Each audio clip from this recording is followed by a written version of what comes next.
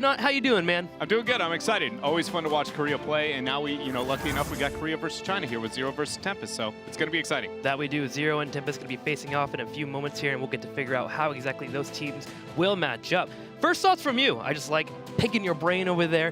What do you think about this matchup? Who's going to walk away with it? Who can maybe get an upset here? I think if there's an underdog, it's going to be Zero in this situation. Mainly just because Zero's going to be playing with different members. They've got two of them replaced. So not having their standard roster, but then more than anything, it's Tempest. Yes, it is the third seed coming out of Korea, but they have world-class players, right? Like world champions on that roster. They're going to be very dominant, and I think it's going to be Zero has to step up if they're going to stand a chance against Tempest. We'll see if Zero can even step up. They're going to be having a Frankenstein roster today, mixing up a couple teams from China. We'll get more on that later, but for now, the double elimination bracket has already begun, as we had just witnessed, as I mentioned, L5 earlier getting their first victory of the tournament. They will be moving on to the next round, while Resurgence will fall all the way down to the losers bracket, and man, if they have any intentions here of getting to Saturday and Sunday, they will have a long road ahead of them. Later on, we will have E-Star and TFC facing off, as well as MVP Black and SPT. But the second match of the day, Zero and Tempest.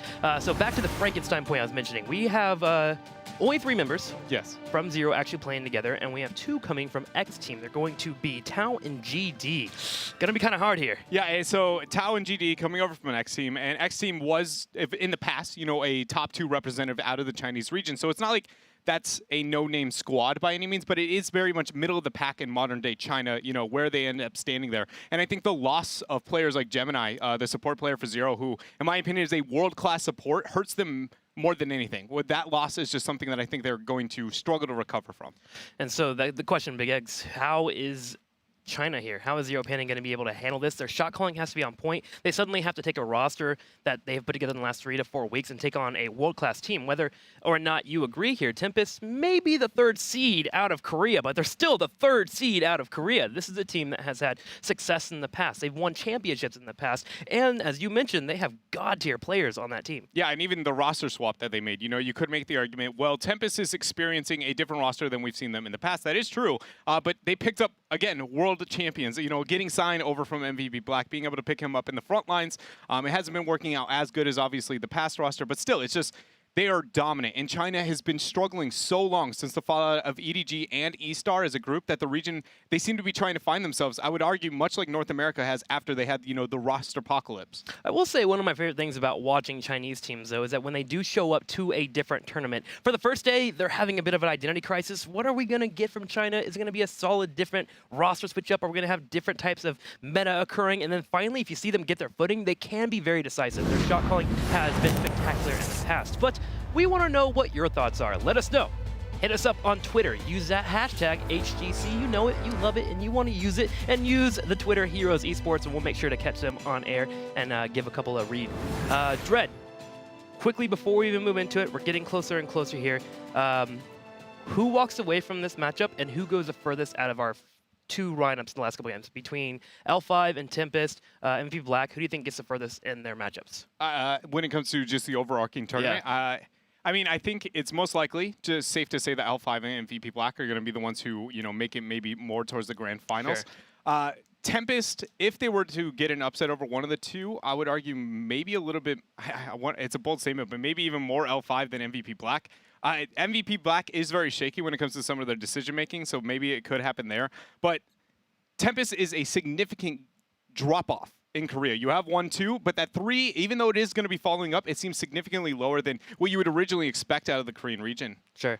Well, I'm actually wondering about the dark horse, because everyone obviously thinks the Korean overlords, if you will, are going to take this tournament and walk away with it. Who jumps out for you? Are you thinking maybe Taiwan might have an ANZ scenario here that we saw at the Western Clash? I think it's possible. I think they are obviously out of, kind of the regions that we only have 1 representative, probably one of the stronger, and they've shown that in the past. And I think it's realistic to say that they have the opportunity to be able to get a pickup over some of the lower seed Chinese teams. I don't think that's going to be the case over some of the Koreans, though. I would argue seeds 2 and 3 out of China, it's possible we see them take those out. Well, we'll have to see how that will occur in the future. I actually want to know the people at home what they want to know, or what they actually think about this tournament, because I kind of look at the regions and automatically it's 1 Korea in my mind, 2 China, 3rd Taiwan, and then 4th obviously SEA. SEA in that last matchup, they had a couple moments of brilliance. It looked like they could have maybe got a win off of L5, but now they're going to be in the losers bracket, and the question begs, how do you even get yourself in a mindset to actually handle the teams that are coming your way? I think the safest thought process there is going to be, we just played L5, the best team in the world, the current reigning champions. So you accept that fact that, that was the hardest matchup we're going to get. And you could even better the fact, for morale's sake, of just saying they are debatably kind of enacting a MVP Black era that we saw in the past, where that they've gone so undefeated when it comes to series for so long. Granted, I don't think it's as dominant fashion as we saw from MVP Black in the past, but it's close. And the fact that you even see that is like mind-boggling, the strength of that team compared to the rest of the world. Oh man, HGC just shaping up. We're getting more depth the more and more we watch these tournaments. And the next stuff that we start talking about, I'm actually surprised that, well, one, it's only 2 matches, but I expect a lot of Lucio this tournament, especially with it being the Chinese teams in particular. But Korea, already we see a 1 play with Lucio, which kind of indicates to me that we're going to see a lot of Lucio. I brought it up at the Western Clash. I personally think Lucio sits at the number 2 slot in the support role. I would take him over Rhaegar in almost all cases. I think this patch has only helped him when it comes to that. And then also you brought up, the Chinese players and the fact that they're so melee heavy. He complements that so very well. Any kind of melee composition. So yeah, I do think he'll be more frequent here than he was at the Western Clash. Even more so because the fact that they have more time to be able to learn with him and be able to play with them than that of the Western Clash. So well, we will see soon if we'll get more Lucio in our next matchup. We'll be right back after a commercial break. This is the HGC.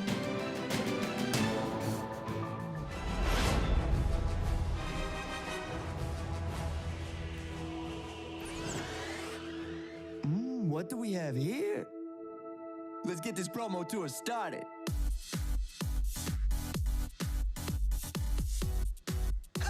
Oh yeah, Lucio in the house. Oh, let's break it. Damn!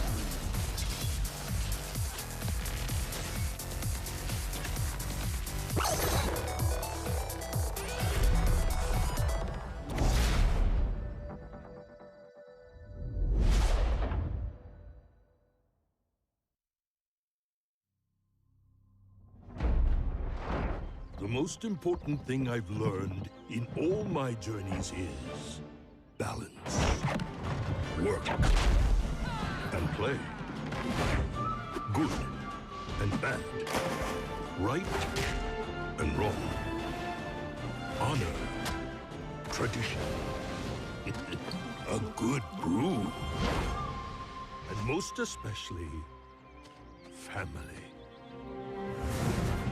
These are the things that bring me balance. These are the things I fight for.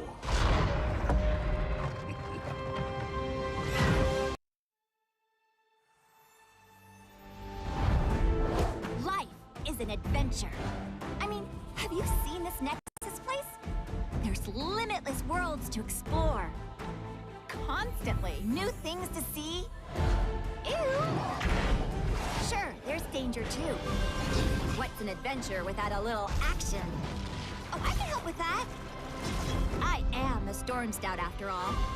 And for Storm Scouts, life is an adventure.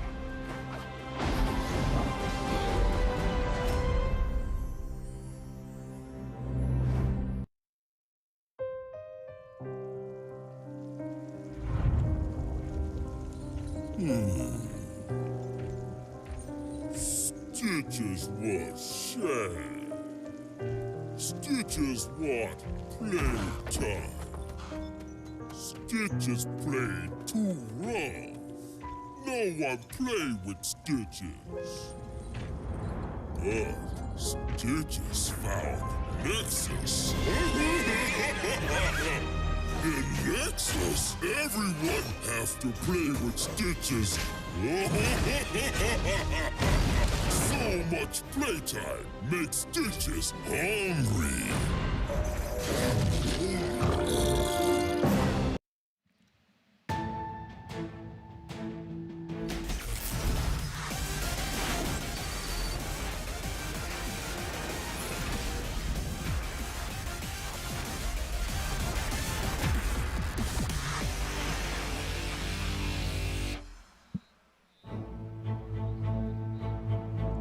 欢迎回来，这里是2017风暴英 That 雄世 intro 界 is so 锦标 sick. It 赛 gets me 东 going 区 every 决赛 single 的 time. 第 If 二 we 场 are 比 going to be 赛。 having that all weekend, man, I don't think I'll have any problem staying up this late here in North America because that is such a hype intro. So we are getting set up here now officially for our next matchup. Dread and I going back and forth a little bit here on the Tempest, taking on the Chinese team here, Zero Panda, and how it will occur. So I think one thing that we need to talk about is that Tempest is the main team in Korea that continually pick Tychus. The Tychus nerfs, obviously in this patch, will that be something that affects them? It has to a little bit, but I don't know if it'll be that crippling, right? Because it comes down to usually heavy nerfs like that are only going to be that impactful whenever there is no other. The limited hero pool is what it comes down to. Does the person have such a limited hero pool that is going to cripple the team? Other than that, it's just a shift in ideology, and most teams, especially at the top of the world and in the Korean region, are comfortable, adapting to that. Okay, well, Lockdown, the one that normally plays Tychus, obviously it's still Li Ming, but here we are. Zero Panda being introduced on stage, and they look excited and ready for the matchup to take on their opponent's Tempest. I love that statue, by the way. Gosh, they're on the far left.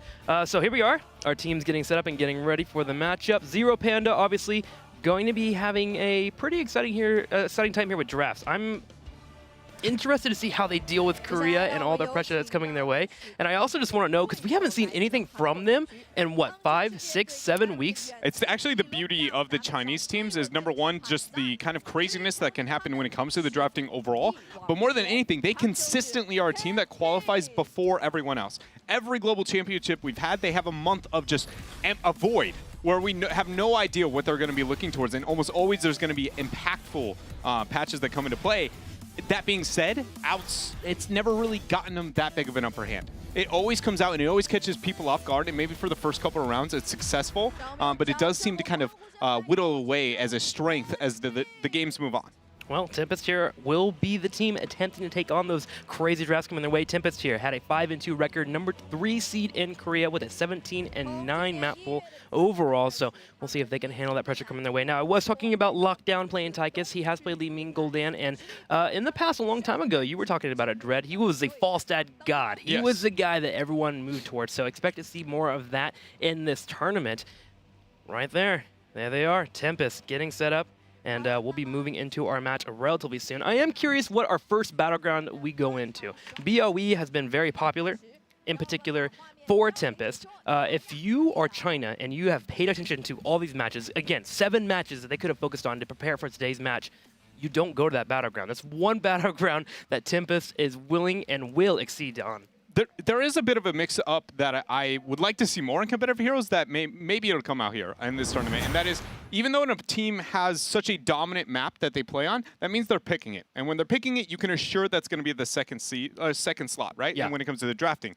What if you could come up with a strategy so good in the inverse, where you know that your opponents and what their priority is when they're going to be in that 1 through 3 slot, and you can counter that by putting them in a different draft position, because it completely changes hero priority depending on what section you are into the draft on a map specific. Like Infernal Shrines, for instance, it changes drastically between being first pick and second pick, and I'd like to see more of that, and hopefully we see that in this tournament. That strategy gets stronger too, especially on day 1 here in the Eastern Clash. All these matches are best of 3s. They're not best of 5s. So if you take one map away, all you got to do is secure one more, especially if you get the first one, because your opponents obviously will take the second battleground, and then you go into the third one and you can have that other strategy available. So I agree, man. I hope that Zero Panda comes in planned. Make sure they don't go to BOE or Cursed Hollow. Those are 2 battlegrounds that I feel like you just don't even give Tempest a chance on. Yeah, it's going to be rough if they do. Tempest just so dominant when they choose their correct maps. But I don't know, it's so difficult to kind of look at how this matchup is going to go purely on the void that we have out of Zero. But just how is Zero going to be able to make up with the roster? It's so crippling knowing that they are not going to have their 5-man squad, having Tao and GD, both from X Team here. They do have some very long-lasting members out of the Chinese scene, being M6 and Melody C have been around for some time. Specifically, M and 6, I feel like I've seen their name around the Chinese hero scene since the beginning. And that, I think, is going to be their big obstacle in this tournament. It's not the map, it's not the draft, it's just going to be how do we work as a group. Because beyond LS, I mean, that's kind of the foundation you must have if you're going to be a successful team, not only within a league system, but probably more so in even tournaments. I feel like you just kind of have to rely on your preparation and just say, all right, this is our team. We focus hard. We make sure that we're good to go. And then when you get to tournament, you do focus on your opponent a little bit more and just trust they're going to be great. Because if you sit there and think that your 4th and 5th teammates are going to be your crutch, that's going to be a mental block that just hurts yourself so much. So I'm hoping Zero Panda did prepare and they're set up and they come in and they're just slightly confident. If you have any more confidence than you would normally have with a roster mix-up, you can at least excel slightly in your matchup. So we'll see if Zero Panda can do that against Tempest here, who is a roster that continues to get stronger and stronger, man. Even though they had their swaps earlier in the year, they have slightly come together. The only teams they have lost to are the #1 and the #2 seed. Yeah. Which obviously makes sense, L5 and MVP Black. When it comes to their other matchups, they have dominated quite fiercely. Yeah, and one thing to consider as well, the only other tournament we've ever had where we've had the convenience outside of 2017, where we've had the convenience of actually seeing the 3rd seed of a team play internationally was the Gold Club World Championship. And at that, we saw a distinct, severe gap between Korea and China, where China was not anywhere placing outside of 1, 2, and 3 was all going to be the Korean representatives. And, you know, China significantly dropping below that point. So I don't see the infrastructure and the community of the Chinese scene changing fast enough in that short amount of time to be able to make up for that gap. And Tempest is no excuse or difference in that, because I mean, we had Miracle before where they were making a name for themselves at GCWC, and they very much did so. But now you're looking at Tempest that has, again, the World Championship roster. A lot of the players, they're so successful. Zero, it almost feels David and Goliath-ish when it comes to this match. Just it's that hard to be able to take out Tempest here. I feel like, though, if we do look at any of the Chinese teams, maybe not with the roster matchup, I think if all 5 of the original rosters would here, I'd be like, all right, Zero Gaming is the one to break that mold if there was going to be a way. Maybe SPT as well, but Zero Gaming would be the one that I'd probably move to, but with Gemini being gone, maybe you're correct, and we'll have trends continue to push here. So we are going through the ban phase here. Looks like the first map being banned out will be Cursed Hollow. The other ban will also be Warhead Junction. Now, where are we going to for game #1? Wow, Brax's Holdout will be the battleground. And if you're going to go to a matchup that you want to mix up, throw a wrench in the plans of your opponents, Brax's Holdout typically is the one that is definitely at the cream of the crop. Yeah, Brax's Holdout is... It's one of my favorite maps when it comes to hero priority. We see, much like Infernal Shrines in the past, where it kind of was the first to break the mold on certain heroes, gain a lot of value, like the Diablo, like the Kerrigan. It feels like Braxis is kind of being that a little bit as well when it comes to, you know, the emphasis onto the support department. And that being said, we were talking about the Lucio a bit earlier. This is a map where Lucio can be pretty effective just based on that overtime passive healing into the bottom lane. And it costs him, you know, 0 resources to be able to make that happen. Maybe going to be able to out-sustain heroes as long as Malf and Medic don't exist on the other side. That being said, banning both of those out seems beyond unrealistic. You also have the other Ariel here with Gul'dan, which is a combination that we have seen many times from Tempest. So if you're Zero Panda, you gotta start thinking about that, potentially getting rid of that mix-up. It's such a hard thing to actually deal with that 4-man rotation in the bottom. Do you set up your top lane, just hope to excel there and just kind of hold on and last for a while? Against Korea, too, they have so many different options. They run their Sergeant Hammers, they run their Gul'dans. Now, the only one that we haven't seen that we see typically in other regions, a particular Taiwan, is Zul'jin. Zul'jin's great on this battleground in the bottom, but we probably won't see it in this matchup. But here we go, straight into Brax's Holdout. Let's get through our ban phase here and find out what our teams will be running. So, I mean, we know we are on the, you know, the patch that we're experiencing with the variant nerfed out, so there's not going to be that overemphasis of kill potential into the 4-man, or at least probably not as high priority if we somehow venture in towards that direction. Tempest going to be the removal of the ETC, and Zarya here 4-0. No surprise, Zarya has higher priority in the eastern half of the world than it does in the western. And Tassadar is going to be locked in there for Tempest, a comfort, you know. It's very Korean playstyle, so these teams, you know, busting out quick into this draft, though. Yeah, Morales has become more and more favorable for a lot of teams, particularly the North America scene, but the North America scene actually felt like got it from the Korean scene. We saw a lot of Morales for a little bit floating around, but now we have Morales and Vala being that snap pickup to take away the Tassadar. Morales now with that bottom lane, and she can sustain pretty heavily. This does leave Greymane, but Gul'dan is also up. However, Gul'dan with Tassadar, not really the mix-up you want to have. Do you maybe grab Greymane and Malfurion here? No, we're going to get Greymane and Tyrael right away. That is just an absolutely terrifying composition. We've already seen it out of the Korean teams in our first, you know, matchup that we got to see. Luckily, L5 broke out a bit of a Greymane Tassadar Tyrael competition, and this is a bit of a history lesson, it feels like. It's a throwback meta right now, at least so far of what we've seen here at the Eastern Clash, it being very much at Summer. The Summer Global Championship was this Greymane Tyrael playstyle. And though, yes, we did watch again, Korea and Tempest, conveniently enough, was the one to be successful at that tournament and end up winning it. That was a Chinese strategy originally.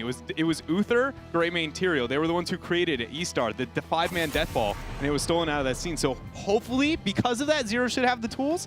But I'm gonna say probably not here. It's so powerful together. The synergy that, you know, as long as the Tyrael goes in at the same time with Greymane, they're going to have a good time, especially into Morales. Morales is so weak into that dive-oriented strategy. Especially when you look at Korea and how well that they play dive compositions. You look at most regions, it's mostly a poke, poke, poke. Eventually you go for the engage on the front line. Korea does not mind walking past your front line and taking out that back line, whether it be Morales or Bala. So yes, that aggression can be something that we will see often. Murden has been manned out. This is something that we've seen pretty often in Korea. However, with China, I'm not sure if we would have actually seen that Murden pickup. Here's Ragnaros and Johanna. Now we have a strong top lane. We also have decent wave clear in that bottom lane and solid engage, some decent peel, and of course, that wonderful flashlight for Greymane. The Sonya and the Lucio here locked in. So much supporting, so much damage in just an absolute death ball composition. Whoa! But the Zagara, she's picked up here. Okay. Oh my goodness. So this raises a bit of a question, because normally you have the Zagara in the top lane, and her whole entire goal is to push the lane. She's not actually trying to trade, because when you're Zagara, you actually can't trade much because you lost the ability to heal on creep. But you have Ragnaros here too. So do you throw Zagara bottom, have Johanna keep clearing, and just try to shove things in? I actually think your main goal, which it should be a 1-3-1 with a 3-man death squad, kind of trying to make that roam happen. But they don't have necessarily the best roam squad to really kind of move in that direction. So I'm scared for the Zag pick. I can't help but think. My first thought is maybe, you know, using Ma as a okay, so Zagara to be the dominant laner that she can be, but then also concentrating on Ma as a counter momentum to this over-aggressive composition coming out of their opponents. But I don't see it happening. I haven't seen Zagara picked competitively in so long that I'm at the point where it's just, I don't even know where her strength would be into this matchup that much, because her laning phase was dropped off severely. Well, I think you started already well there with the Devouring Maw. At least you have a start here, okay? So if you hit 2 to 3 members, you have Sophia's match follow-up. The main problem is you got a Tyrael on the other side, so patient Tyrael play should be rewarding here for Tempest. Also, Sonya actually does with Johanna well. Johanna's the main frontliner, but Sonya actually chunks down Johanna solidly, which opens up the avenue for Greymane to dive forward like a running back. So this is going to be a bit of a hard matchup for the Chinese team. However, there are tools here, and I want to see how it unfolds. My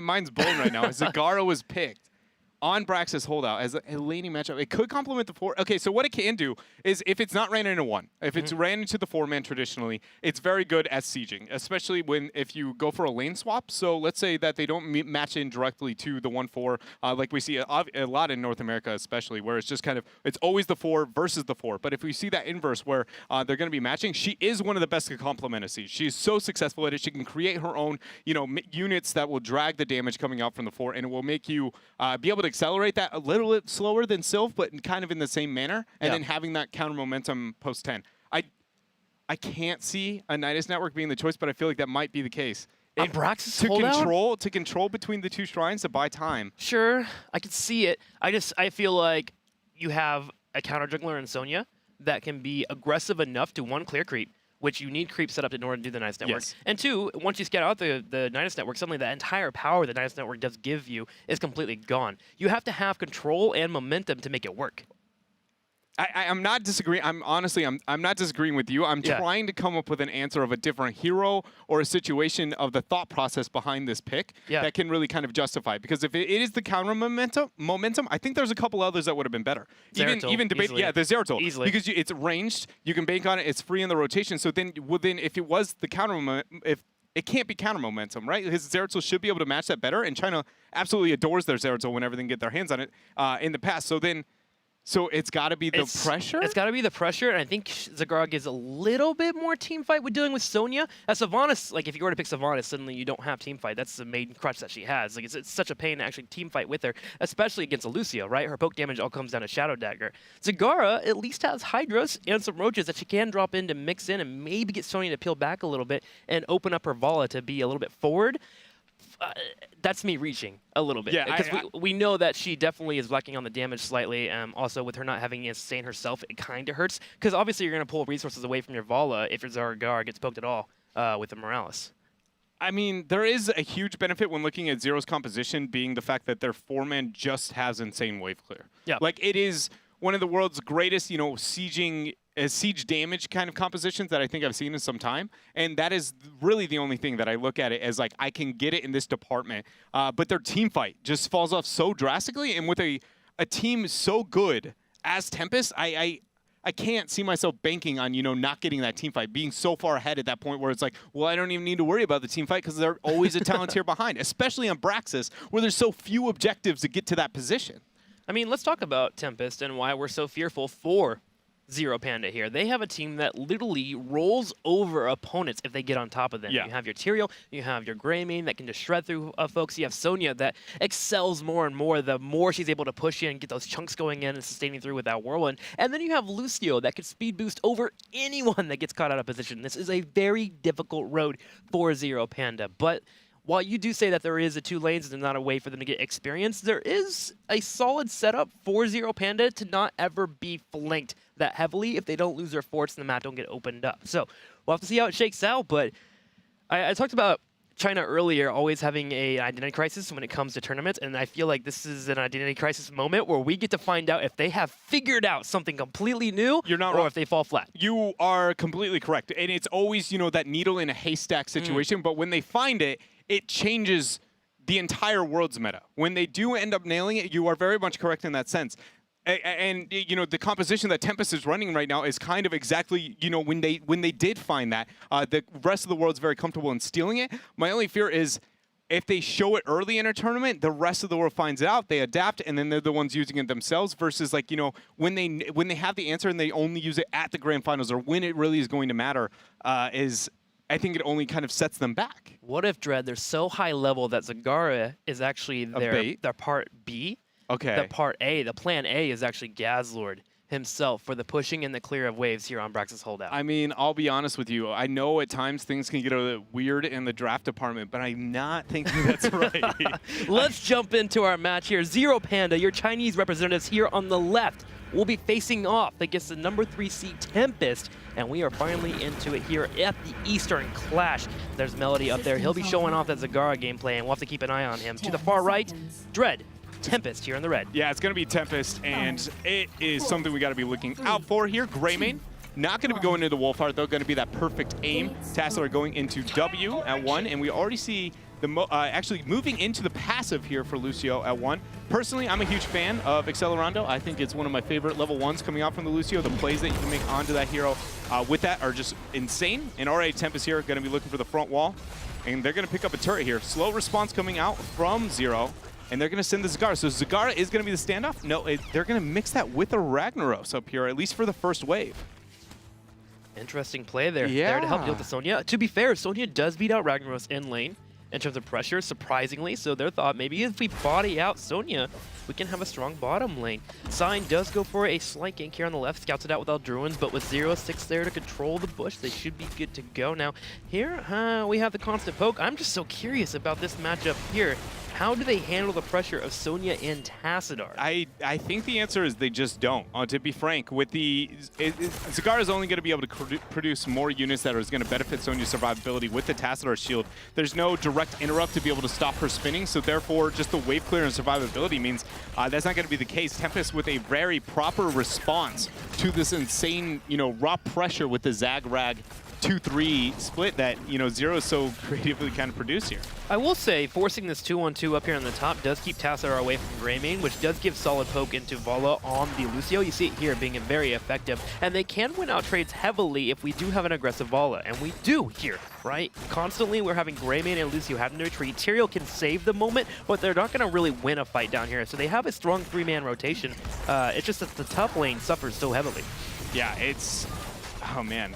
Interesting choice. Tassadar is actually going to transition down to bottom, leaving a 2 versus 1. See if Tempest can capitalize on this. As we do see Braxis here, we're going to have our first Shrine Fanny spawning. So, though we do see the Zagara pick with the Ragnaros and speccing into the Baneling, speccing into that raw pressure up onto top, Tempest is the one with the advantage when it comes to the early laning phase of this game. Continue both back here in the bottom. 0-6 finally taking some damage. GD getting low on health though, still working those attacks, and finally Tao loses health. Oh, and Sign comes in with the smite and will secure it. The first takedown of the game. Tempest is level 4, and they control the bottom beacon, but with that Zagara and Ragnaros continuing to push in the top lane, they can't really trade out on those beacons, so Zero continues to hold here. And look at this. Now that Sonya has managed to hit the 4 point, which is why Tessera can make this rotation at the bottom, he's in a 2v1 and he's winning it. He's winning those trades, you know, and again, it's nobody has the interrupt onto Modern Life here, and speccing into the Whirlwind there at 4 is only going to be able to benefit his survivability. It's very difficult for Zero to answer this, even in a 2v1, which debatably was the strategy. You know, Zagara is not a meta pick and hasn't been for some time, showing that that was their thought process, and Tempest here, one Sonya pick and just go, do we really care? Yeah, you just babysit till 4. Occasionally bringing up high, looks like, for a couple of heals. The constant spins, and Modern Life is just absolutely destroying here in the top lane. Bottom lane continues to scuffle back and forth. Finally, though, Zhao getting some pick on here as Sign moves in for that back aggression. Duck will move forward with the aggression here on Johanna.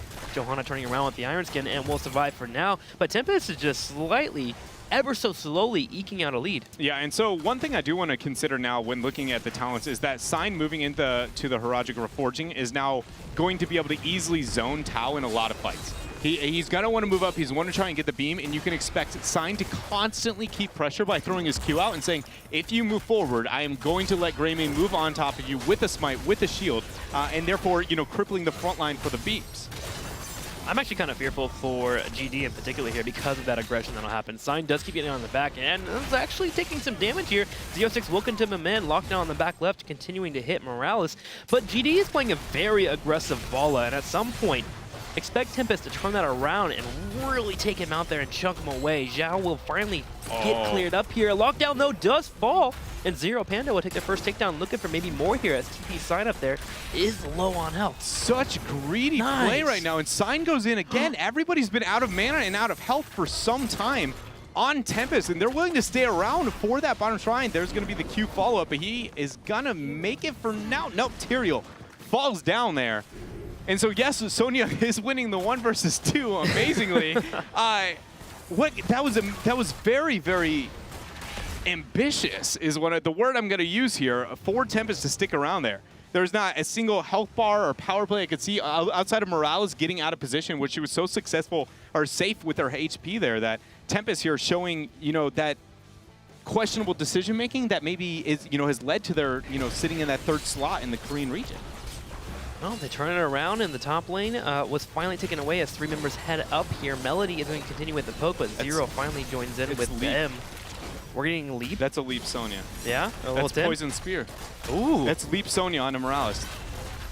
I mean, I'm not saying it's absolute, but I'm pretty confident that's the direction they're going. Poison Spear has other routes. You don't have to go Leap if you pick it, but now looking at the vulnerabilities sitting on the side of Zero, why not? When you have such a dive comp, at first I was like, yeah, well, you know, Lucio can aid with that Wrath of the Berserker, but now I'm thinking about it, why not just run Leap? It is that much better. Dread, could we have Judgment into Leap?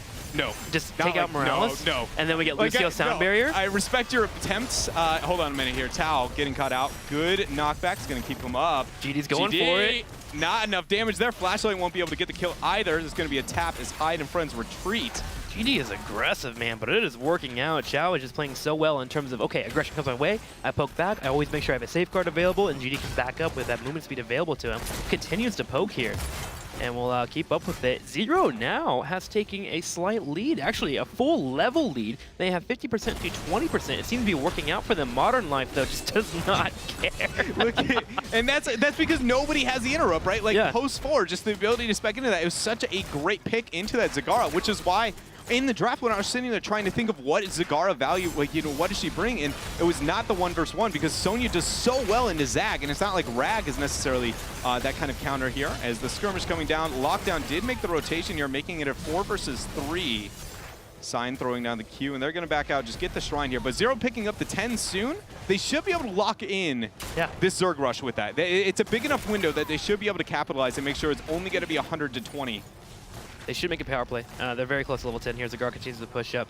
So 0-6 starts to move forward already, and GD is working on the minions down here on the bottom right. And Tempest is making a choice here. They're actually rotating 3 to the top here, knowing that they're at a disadvantage in terms of heroics. They'll grab these Hellbats, get some pressure, but if they get into a 4v2, it is slightly harder for Zero, and yes, it is going to be Nidus. Nidus Network. All right, so we've got, you know, the global pressure, and we've already seen that Tempest is struggling with controlling this early Shrine phase on Brax's holdout. That being said, they have such an amazing team fight on Tempest's draft. You know, they were comfortable with falling behind. Zero committed their draft to be in this position. They very much did. The question is, did they get a big enough lead to justify it versus the comp of Tempest? And I'm feeling like right now the answer is no, unless they fully capitalize on the Zerg rush to get another level or at least 3/4 level advantage here over Tempest. I'm inclined to agree with you. Wrath. I think that it comes down to beginning to the big advantage on this beacon phase, and there it is, 100% to 20. Let's see how Zero handles their pressure. They have to get a fort here, at least. I wouldn't even mind a keep wall, just some aggressive pressure there, and see how it really banks out for them, because Tempest, look at what they have here. Go for the throat, they have Archon, Soundbarrier, Sanctification, and then Wrath. They run over Zero in a straight-up fight. Yeah, and you know, Wrath of the Berserker versus the leap option here. Now, like, again, Wrath of the Berserker are going to be safe, and there are a lot of mobility tools on the side of Tempest, but I can't help but feel like without having that Maw, it would only make that hyper-aggression that much better on the side of Tempest, but they're going to stick to the North. You see the movement there? They rotated Zagara bottom and feinted to have 3 people down there, and they took the Morales and headed straight to the top so they get the fort. Solid play here by Zero. They're going for the engage. So Fierce Match pops out. Sign will be able to retreat for now, but he has minions on him in the back. Will he survive? He pops the Sanctification. He does off the Eldru, and he will juke, but he's just buying time right now. Tyrael does fall. Lockdown has no mana, and suddenly Tempest has lost 2 members. Tempest is falling apart. I mean, Sign went for the obvious trying to retreat and buy time for his team, willing to pop the Sanctification here to be able to pull away. I mean, don't get me wrong, that was an absolutely beautiful rotation coming out from Zero here. It was just absolutely flawless, you know, getting that bait, using the Nidus in a very creative way, and, you know, it's exciting to see them have that back strategy, knowing that they picked such an unheard of hero, at least for some time, but Tempest still looks different than they ever have. I mean, you know, they have been struggling in Korea, but I did not think that they would look this poor, at least when it comes to Sign specifically. He seems to be very much on a different page from everybody else in his team right now. Well, a couple of mistakes there, but I do think they have a moment here where they can turn it around. You need to get on the map control, you need to get rid of this creep tumors, and you need to get rid of the Nidus network. So there's currently 2 in the bottom left and 2 on the side here at 4-0. So their team fight does excel. Remember, when they get to 13, they get to 16, that opposing will is still available here on this patch in particular. So Greybane and Tyrael do synergize even more there, especially with the aid of Sonya. So we could see some aggression here. Now we do have Sign jumping on the back left. Morales, look, there is the medevac. Will Duck force it down? No, they elect to pull away. That was kind of an odd jitter back and forth. They looked like they wanted to engage, but decided to pull away. Yeah, they at least got the medevac dropship. The most important thing is, though, they have to capitalize, right? They do have 35 seconds where it's going to be on cooldown. Sanctification will be up during the next engagement at least, which is going to help them here. But again, showing another moment where Tempest kind of sits there and goes, you know, what are we doing? And is it going to be as a 5-man group? It just... It's so uncharacteristic, it feels like. It could be the element of, okay, if we lose a team fight, they push down things and take away our keep wall, and that sets them up for the next beacon phase, so maybe they're playing safer because of that route, but yes, it has looked very uncharacteristic here. We do have a team that can play aggressive and has done it in the past. We have playmakers on this team. They're just not capitalizing. And how do I put this? Okay, so it's not even, oh gosh, this is going to be a moment. Let's see if they can catch Hyde. Blessed Shield's up. You can't good catch dismount. Lucio. Yeah, That's too fast. That's a good point. You know, especially looking, yeah, it's going to be very difficult to be able to get on him. But it's more importantly than anything is it's Sign and his Tyrael. His Qs have been such good zoning early in the laning phase, but what he's doing now is there's never waiting for the follow-up onto Greybane, because that's always what you want. When you have Tyrael, you queue onto where you want to move, and then you wait till you have someone else to move with you. You have to provide a double threat. That way you gain more value not only out of your default kit, but out of your Sanctification as well. And he's never really doing that. And until that happens, I don't see these team fights even turning around or changing by any means. And Tempest still down a 13 talent here, looking to pick this fight. And Sign sitting at 50% HP. Let's see if they can get a better initiation. But Zach, is going to have a heyday down there with that camp. Yep, Zero's already set down the bottom. The moment they identified that trap, they used Ragnaros to go ahead and scout out that bush. They saw signs set up, and they feinted pressure on the beacon phase, and Zagar just instantly ran to the bottom lane, started pushing in, and now she has a Nexus or a Nidus network available near that keep wall. So Tempest has to make a play to rotate down, clear that out, and set up, which allows Zero, again, to continue their pressure on other parts of the lane and keep up their experience lead. This is... I'm kind of at a loss where I'm amazed to see this. I guess I never felt that I would see them so disjointed when it comes to at least communication or on the same page. You know what I mean? It just, when it comes to such a, like a Tyrael, such a hero that, you know, Korea has used for so long and so well, and it's not like Sign is sitting at like an unknown warrior player for the Korean region, and things seem to be falling apart for now, but they're going to start this engage. Sign goes in with Duck Tuck. Modern Life, they're getting a lot of damage. There's going to be the medevac. Blessed Shield comes out for the peel. Break it down. Saints used. That's one. Here are going to be two here, and suddenly the Death Ball comp of Tempest is thriving. GG will force his strafe here and apply some damage, but not going to be helping out as Team has 3 fall, but Melody continues to push the tap lane, already getting some damage on the keep. Now, no one has backed yet from Tempest. There are 4 on the bottom, and the only one to disappear was actually Lucio, who ran to the top lane. So Zagara continues her assault on the keep. If you get a keep here down to a quarter health, that might be worth the trade. Yeah, it very much would be in that case. Tempest here, the most important thing is just going to be buying time. Like, they need to be able to catch up into the talent tiers, and then they've got to make that happen again. Round 2, when it comes to the initiations, just based on the fact that with Zag looking for the split pressure so consistently, they cannot be, you know, that questionable engage. When they go, they have to go, and they have to be successful, because otherwise Zagara will be able to buy a keep for free pretty much. But now we do see Tempest with the Zerg Rush. They've got to wait for that 16, and then, again, looking for that initiation. 37 seconds before we have the Sanctification. And this is where Ragnaros really comes into effect for Zero. Now they have their wave clear. They're able to actually handle the pressure coming their way because of Molten Core. So I want to see if Zagara is going to rotate to help out with this, or if they're just going to allow her to keep pushing the bottom. For now, she is pushing the bottom. Zero pops. The Molten Core here, M will be working on clearing out that front line. Now Ragnaros has to be careful and get out the escape. Sign is not allowing that, though. Jumping on the back. However, not enough resources available for the fight to break out. Zagara's already being on a keep wall right now, Dread. Yeah, she will not be able to get the keep for some time. Modern Life actually going to back to be able to deal with her here. So she's going to be, somebody is going to be able to respond. We also see Sign and the rest of the friends seem to be transitioning down, looking for a possible pick, catch her off in rotation or something of the like. But are they going to get her is going to be the case. That is going to spot Duck Duck. They know it's there, and he's going to make it out here. So Zag is going to be successful. Melody see their beautiful split pressure, and with the Ragnaros, like, as you put it, it's perfect defense. You know, Tempest again questioning if they're going to be able to get that acceptable initiation. Suddenly, team fights look a little bit scary, like a little more scary now. If we have a member pick off at all for Tempest, I can see a world where Zero actually groups up as a team and moves down and moves on a keep. Both are underneath half health because of Zagara's effort, so Tempest now playing aggressive on the battleground, and I think you have to do that here. Take away their mercenary camps, take away all tools from them, get pressure off the map, and put it on your opponent's side. That significantly reduces Zagara. Think about Abathur. Whenever you're trying to split push, if you're having to deal with pressure coming your way, Zagara in this sense is an Abathur split pusher, but a body actually pushing in. If you have members or minions on your side of the battleground, you just have such a hard time. So Tempest continues to take away all the mercenaries on the map. And so now with Tempest hitting the 16 mark, they are... the reasoning why I wanted to see that Sonya is just going into the leap was because that forced initiation and the lack of defensive tools on the side of Zero. And Tempest doesn't have necessarily the best initiation. With how Sign's been, in my opinion, very poorly trying to start these fights, he at least now has Holy Ground to make sure they happen, right? It is now going to make up for what they didn't have during that 6-level difference before 10 to where they are now. So that is going to be awesome to see Sign try and force those plays. Melody C being a bit sneaky up there. Zero needs to be careful here. M's on the left.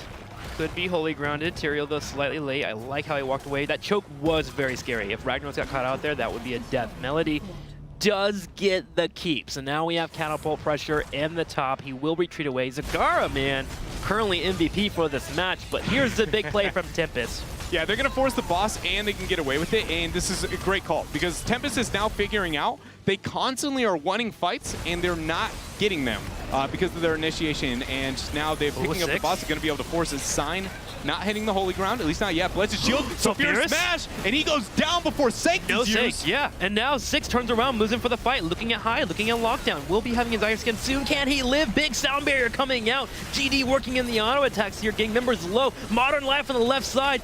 We're gonna have Tao with him. Wonderful grenade on Modern Life, and suddenly Sonya gets taken out as well. Tempest has lost 2 members. Tao being the MVP there, being able to peel for his team and keep them up.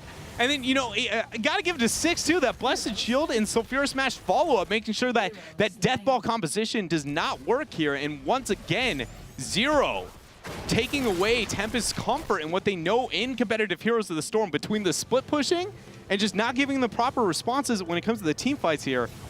It's such a beautiful example of a team really building a comp that they're like, we're going to win the fight. And the other team goes, well, what if we don't fight you, right? And Zero's putting on a clinic right now, which is amazing to see because, you know, China for so long was given this death volley team fight oriented strategies, and for a while with SPT and other teams that seem to go the exact opposite, worry about the macro, but right now they've hit a really nice middle ground of like considering the fight, we've got meta, but we've also got that, you know, that flavor to pressure on the map and catch Tempest off guard. It makes me happy too because suddenly now we have a tournament on our hands. Even though it's only game 1 and match number 2, there were so many that thought that Korea would be the ones to take over these matches, and China is really bringing it in right now. Another beacon grabbed here on the bottom. Now Greymane just spawned. Side note, before we just mentioned all of that, we did have Zagara and Greymane 1v1. They actually traded out with each other. So we had 40 seconds where both were gone from the battleground, but all 5 are currently up.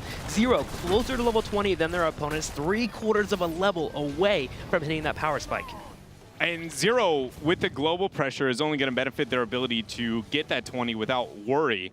And post-20, Zag only becomes that much more oppressive when it comes to her global pressure, as long as she has the creep, which if we look at the map, she does have one sitting still at the top right corner that she can manipulate. That being said, bottom keep is going to be her main focus for the most part. And Zero so far has been out-rotating their opponents, but it's even more important now as we move towards level 20. If Tempest fights now and gets a few pickoffs, they can turn around and take a keep in that top left. So Zero being careful. Oh, not have to be careful though, as Lucio falls 8 seconds before Sound Barrier was available. However, Tempest does charge in. GD in trouble. There goes Go for the throat. Zero. M being picked off, and only 2 members left here, Zagara and Johanna. They're trying to sneak some of the beacon phase, but Tempest playing too well, as we already have Greymane in the top grabbing his own beacon. Modern Life right there is going to be the real MVP. If Morales was the one surviving that situation, they would have been able to turn around that initiation, but the fact they got the kill before Matavac was going to be able to be used has put Tempest now in a position to come back in this game. That 20 spike we were talking about that Zero is going to have is actually the exact opposite story that we see now in this game. But the most important thing is that Tempest, Zag is still alive. So they're worried about where is our Zerg Rush going to be moving, where is Zagara going to be pressuring, and how do we deal with this? Because again, without a global, without as much wave clears maybe they're comfortable with outside of the Sonya, Zagara is still kind of saying, hey, this is my game. I get to choose where you're going to be responding to me. And that's great for Zero. It's going to be stopping the bleeding of at least this 100 to, you know, that 20% that they have when it came to the circle. Yeah, Tempest is the top, only defending. Now, if you're Ragnaros, do you have to get heroic difficulty here, or do you think you clear it just by itself? I think you can clear it without many problems, and you can look towards maybe grabbing another level 20, especially without Tempest bringing in the pressure. So Zero in a great spot just because of the thought, as you were mentioning, of a Zagara potentially grabbing another keep or even getting some core damage. Yeah, it is interesting because I don't think Ragnaros needs it, and he hasn't been under very much pressure though either, right? Morales has been the sole focus of this. You know, Vala, Zagara, or Medic are going to be the kill targets. Ragnaros is just a little bit too difficult considering the health bars and how necessary it is for Tempest to be able to get those picks. So I would like to see him move in that direction. I do like how 6 is playing right now. With him having Indestructible, he's been playing a little bit more aggressive, indicating that they might go in for an aggressive play, which has allowed Zagara to continue grabbing more minions, more pressure in that top lane. She was able to get a wave cleared out, get those catapults pushing in, which should open up Zero to grab some mercenary camps. This time, for the first time, as they've been having to deal with Tempest taking them away. If you can get some of those mercenaries to push and bolster that aggressive play in the top lane, it could be quite helpful for them as they continue to scout out Tempest, as Tempest got a little bit aggressive, but here goes our girl Zagara pushing in those keeps, and they might be able to get that, actually. Tempest is playing a bit safe, now trying to decide if they want to send someone down to Zagara, which allows Zero to just grab the mercenary camps. And see, this is the stuff that I'm talking about where I'm very confused by Tempest right now. Hyde was the target to back. Like, what is a Lucio versus Zagara going to do in that situation? Like, let's be honest here. Don't hate on 20-minute wave clears, okay? Those are very strong. Lucio's got them sick auto attacks. No, I'm just saying, like, that's where this is this different version, I guess, that I feel like I've ever seen out of them. That it's so much different. A bunch of, what is the most efficient window are we going to be looking at the initiation, or are we even going to be on the same page? And a lot of the time, the answer for Tempest is no. It's only if Zero really goes and gives them the fights that Tempest expects to get, that we really see them kind of have any sense of success in this game. Please be baiting this. I hope they just start this and put Zagara on the bottom and go get that keep. Yeah, because that holy Zagara's ground coming, actually. Yeah, I don't know about doing this. Oh, gosh. This is risky. This is very risky. Sonya's not there, though. That might be the original initiation. Sign's waiting. He goes in. Holy ground here. way too early. It's going to be a boss right away. Over GD turns around and brings out the strafe. He's putting out some damage. Morales here with the heal. 6 on the back right side. There's the identification. There goes the Greymane moving in. The Morales is going to try to survive. Indestructible has been popped, and at the same time, we do have a member. Zagar picked off for Zero, and suddenly Tempest turns everything around. Zero, why did you do that? They wanted it. They looked so good for so long, but Tempest here flips the switch that their composition is built to do, and now the fact is they have the opportunity to move core. But look at this. They don't know. Like, are we going top keep? Are we going bottom keep? Are we going? This is what I'm talking about. That's where you go. Yes! That's the lower keep. Go top there. Focus it down. They are doing so. Still 40 seconds. M is pushing in for the core. He does have a couple catapults to push at them, but he can't do that. There's no way. Tempest already beating on the core. It's dropping in armor, dropping down to 80, 70, 60%. That's it. Tempest with a boss steal and some late game, I guess, Hail Marys will take away the first game in this best of 3 series. I am beyond ready to eat my words that I said. I thought that Zero would struggle significantly into this matchup. If Tempest continues playing the way they are now, I would feel comfortable saying that they will lose, even to Taiwan. It feels so rough in a lot of situations. Hey, it's the first game of the day. Could be jet lagging. It very much could, but I think that keep is a perfect example. A lot of the things I pointed out before are hard to see, and they're difficult, and it's maybe if you don't have a trained eye, it can be. But that was 10 seconds of 2 people going up, 2 people going down, 2 people going up, and saying, like, what are we doing? Where are we going? And that is infinite too long if you were going to be successful at this Eastern Clash. To be fair, there is also the Ragnaros element of maybe if we all in on one keep and then he turns into a molten core and so we have to deal with that. But then again, it's holy ground, right? Like, you just make the play. Okay, if your fear is the Ragnaros, which one do we go to out of fear of the Ragnaros? Then your answer would be like, why are you committing to one at all? Like, if you're afraid of it, like, you have to commit to one, but then you're like, well, what about Ragnaros? And it's like, well, then don't commit to one. What are you going to be doing on the map? The answer is nothing, so we're committing to one, so then do it. Yeah, right? exactly. Like, there was no other option at that point, so I do understand the thought process, but that kind of hesitance, and that wasn't the first time. It was all game. That was by far the weakest that I feel like I've ever seen this team perform, and I'm very scared for their success in this future in this tournament after that game.